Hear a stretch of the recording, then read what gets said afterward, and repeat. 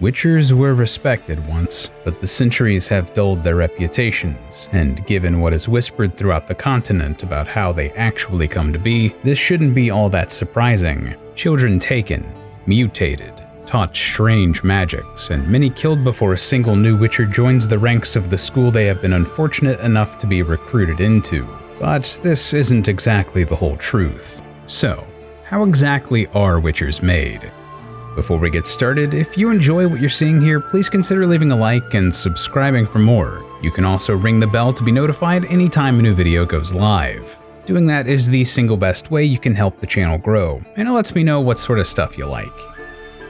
The life of a Witcher is not one generally chosen by children. Most have a genuine fear of Witchers because of their frightening appearance and intimidating nature, and any draw to the seemingly gallant heroics of a Witcher's lifestyle could be more easily attained with the dreams of becoming a knight or a soldier. No, though there are exceptions, very few children who become Witchers followed the path by choice. They were instead payment for services rendered by other Witchers. When a man is saved by the hand of a Witcher and asks his savior what he wants as payment, a Witcher is compelled to invoke the law of surprise. This is an ancient custom as old as humanity itself, and dictates that the payment to be received will be determined in one of two ways. Either the first thing that comes to greet you when returning home, or what you find at home yet do not expect. This could end up being almost anything: a dog running to greet their master, an apple placed on the table the night before, or a child still in the womb conceived without the father's knowledge. It appears as if, when asked what they wish for as payment for saving someone's life, a Witcher is always compelled to invoke the law of surprise. When Duny Urchian of Elrenwald asks Geralt of Rivia what he desires as payment for preventing his death, Geralt tells the knight to be absolutely sure before asking him such a question, for there is only one answer a Witcher can give. Geralt seemed almost regretful that he had to invoke the law of surprise on Lord Urchian. This invoking of the law is how the Witcher became linked by destiny with Cirilla, Princess of Cintra. A note, this exchange happens differently in the Netflix adaptation of the short story, A Question of Price, where Geralt simply offhandedly invoked the law of surprise, expecting his payment to be nothing of importance. Interestingly, Geralt again invokes the law of surprise after saving the life of Yurga, a merchant, and what he finds at home yet does not expect is again Cirilla, having already been taken in by Yurga's wife, Zola. Children recruited to become Witchers are sent to train at one of the Witcher schools, headquarters of the Witcher orders. Only 3 are mentioned in the writings of Andrzej Sapkowski: the School of the Wolf at Kaer Morhen, the School of the Cat at Styga Castle, and then later at the Dim Marv Caravan, and the School of the Griffin at Kaer Seren. But others have been mentioned in various franchise multimedia, including a School of the Viper, Bear, Manticore, and Crane. At these schools, the children are put through vigorous physical, mental, and magical training regimens, taught the skills of a blade, how to brew various potions and concoct oils for their swords, and the knowledge of various traits, habits, and weaknesses of monsters that roam the continent. Witchers are trained using 2 types of swords, one of steel and another of silver. The steel sword is usually made of iron from a meteorite or from magnetite ore.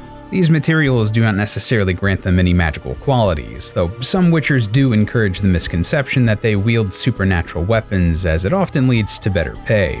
Despite the name, a Witcher's silver sword is not entirely made of silver. A blade of such make would be too soft for practical use as a weapon.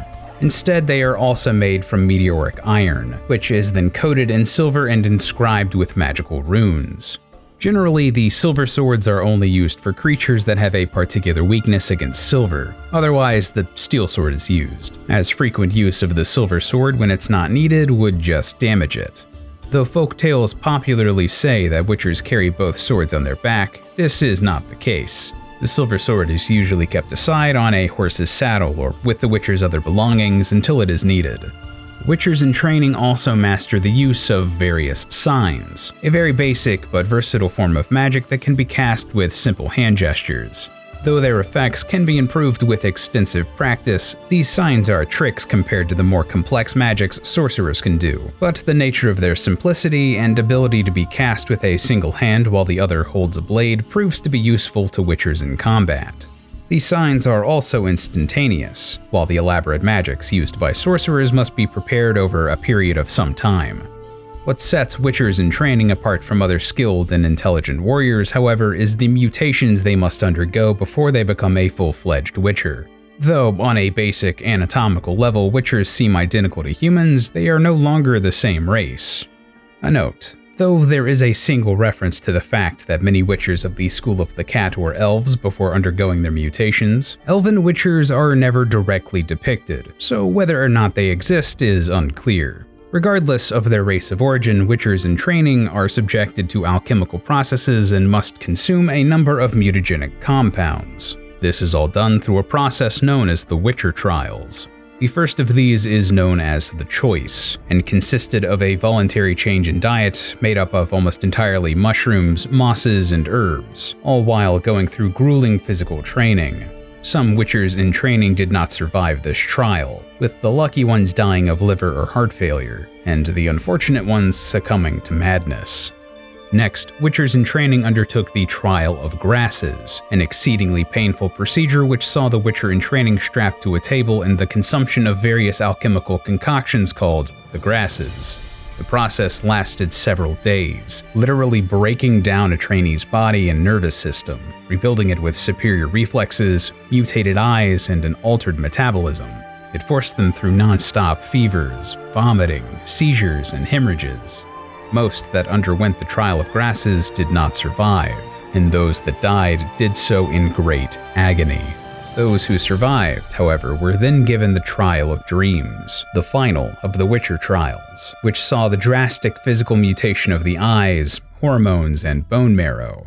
If a Witcher in training survives both the Trial of Grasses and Trial of Dreams, they may be put through an additional test, the Trial of Mountains. However, this was more of an exam to verify that they remembered anything about their past lives and training from before the trials. It cannot be overstated how dangerous and deadly these trials could be. Geralt of Rivia, for example, was the only Witcher in training in his class, so to speak, to survive the trials.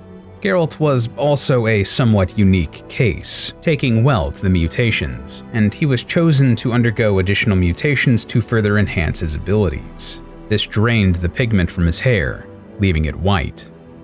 Though the trials were often deadly, the effects they had on those that survived resulted in a complete physical transformation, giving them abilities far beyond a normal human. In general, Witchers had exceptionally increased strength, speed, reflexes, and endurance, far beyond what other men could even dream of, and their lifespans were also dramatically increased. A Witcher who looked middle-aged could easily be several centuries old. The eyes of a Witcher become cat-like, granting them acute dark vision as well as the ability to open and constrict their pupils at will.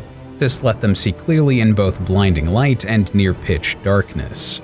Their other senses were also enhanced, most obviously with their sense of smell and hearing. They are said to be able to identify a species of animal just from the scent of their blood, and hear small noises at great distances. Their accelerated metabolism tremendously improved their immune system and gave them such resistance to disease that, in most cases, it neared immunity. This also allowed them to survive wounds that would have been fatal to others, shrug off attacks that would have left others unconscious, and heal physical damage more quickly, as well as consume large quantities of potions that would otherwise cripple or kill normal humans.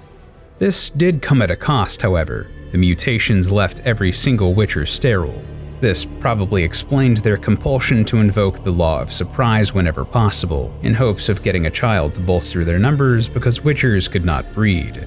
Additionally, the painful procedures undergone during the trials often left mental anguish on those that survived for the rest of their lives. Members of the School of the Wolf often look back at their trials and their childhoods of training painfully, and were almost upset when they discovered that the equipment from the trials had been kept despite the knowledge required to undergo them being lost long ago. And even if the knowledge still existed, it's unlikely that any of the surviving Witchers would ever want to subject another child to the trials.